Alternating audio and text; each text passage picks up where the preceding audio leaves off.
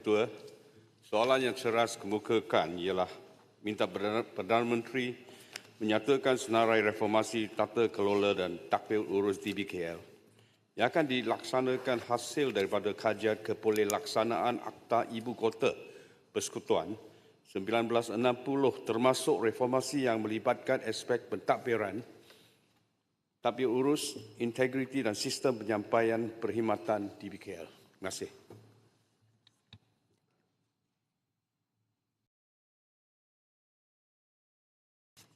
Tuan Yang di-Pertua, untuk makluman ahli yang berhormat, Universiti Islam Antarabangsa Malaysia telah melaksanakan sesi libat urus bersama ahli Parlimen Kuala Lumpur pada 2 hari bulan Mac tahun ini dan pihak pengurusan Dewan Bandaraya Kuala Lumpur pada 9 Mac bagi mendapatkan pandangan pihak berkepentingan utama berhubung aspek tadbir urus, struktur pentadbiran, proses membuat keputusan, penyampaian perkhidmatan, penguatkuasaan, mekanisme accountability serta keperluan reformasi institusi yang berkait rapat dengan kerangka Akta 190.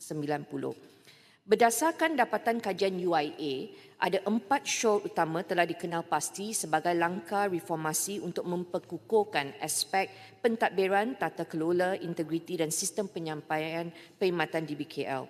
Syarat tersebut merangkumi reformasi tata cara dalaman, pemekasaan peranan jawatankuasa, pengukuhan peranan dan tata cara lembaga penasihat serta pemekasaan struktur dan pengoperasian Majlis Menteri Wilayah. Berdasarkan skor Public Service Corruption Ranking di bawah sistem penarafan bintang pihak berkuasa tempatan 2025, DBKL memperoleh 0.08% daripada 5% markah yang ditetapkan. Sehubungan itu, DBKL telah mengambil langkah drastik dalam merancang dan melakukan perubahan berdasarkan syur yang diperolehi melalui kajian UIA. Sejajar dengan syur dalam kajian UIA dan menyedari realiti skor yang diperolehi tersebut, DBKL telah melaksanakan 16 inisiatif reformasi tata kelola dan tadbir urus dalam masa 6 bulan ini. Cuma saya tak ada masa untuk senaraikan semua. Yang pertamanya, pelaksanaan 5 nasihat SPRM. Hasil daripada penemuan mereka mendapati 5 aspek utama yang terdapat kelonggaran dari segi prosedur dan tata cara yang memberi ruang kepada salah laku.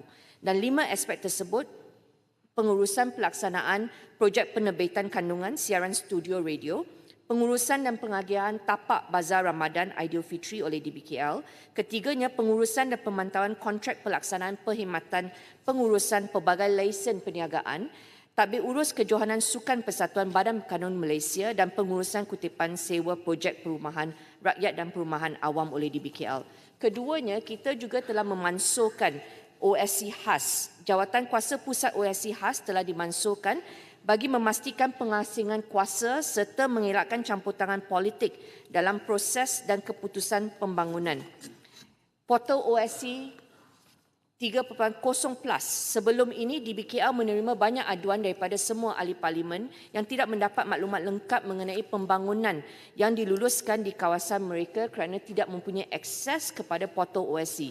Akibatnya, mereka sukar menjawab aduan penduduk dan kini kita telah buka portal ini dan semua ahli parlimen mempunyai saluran untuk memberikan pandangan kepada Datuk Bandar sebelum kelulusan diberikan di peringkat OSC. Kita juga telah menetapkan had kuasa sumbangan. Sebelum ini, tiada had ditetapkan untuk kelulusan sumbangan oleh Datuk Bandar Kuala Lumpur.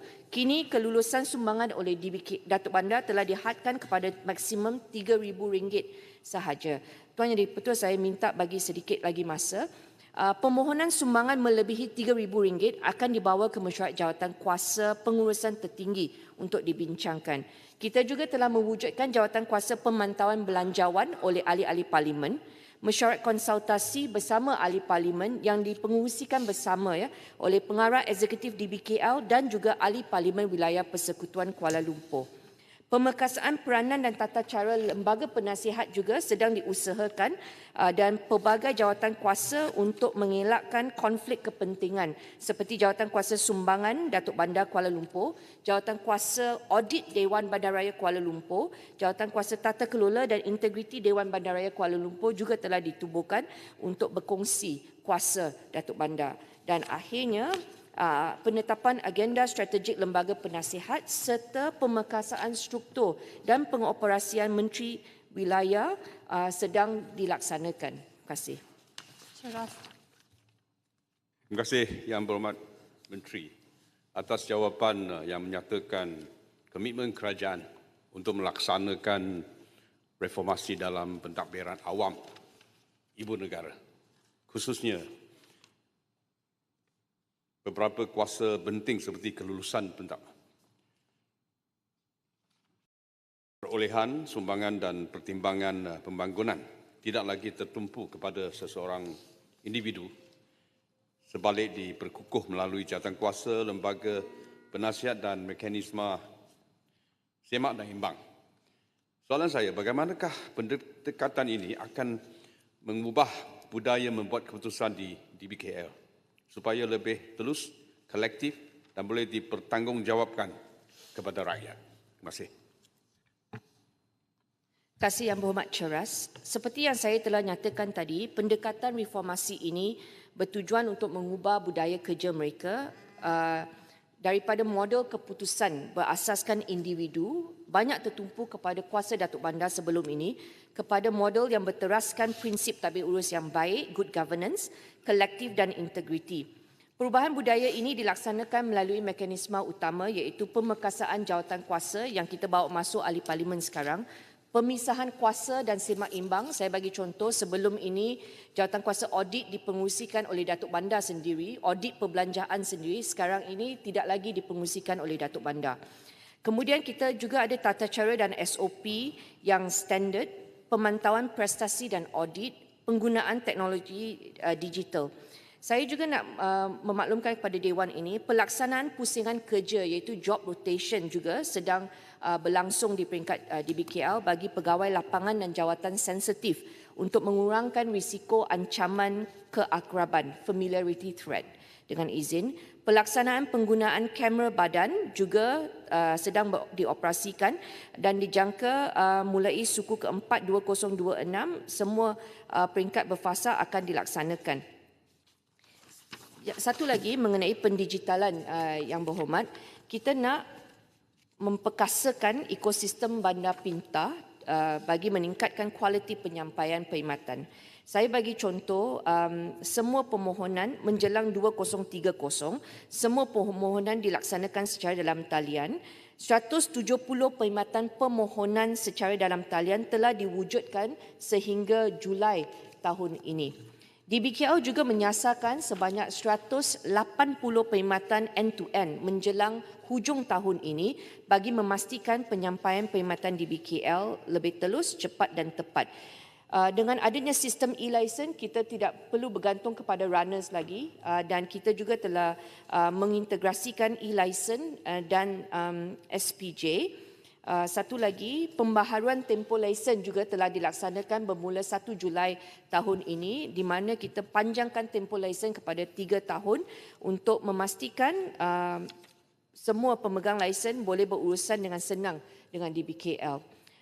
Pengurusan konflik seperti yang saya nyatakan juga sedang berjalan dan semua ini saya bagi jaminan kepada Yang Berhormat Ceras bahawa DBKL sentiasa mencari jalan sekarang untuk menjadikan mereka sebagai PBT utama di Malaysia. Terima kasih.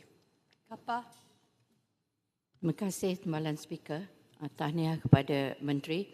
Memandangkan reformasi tadbir urus DBKL ini turut melibatkan isu perumahan dan pembangunan semula kawasan kediaman, apakah jaminan kerajaan bahawa reformasi ini tidak akan menjejaskan hak pemilikan harta rakyat di bawah perkara 13 Perlembagaan Persekutuan, khususnya bagi penduduk yang terlibat dengan projek pembangunan semula bandar, dan sejauh manakah reformasi pentadbiran di PKL akan merangkumi penstrukturan semula jabatan dan bahagian dalaman bagi mengurangkan pertindihan bidang kuasa, khususnya dalam pelaksanaan fungsi teras di PKL seperti perkhidmatan perbandaran, pelesenan dan penyelenggaraan infrastruktur awam yang memberi kesan langsung kepada rakyat. Terima kasih.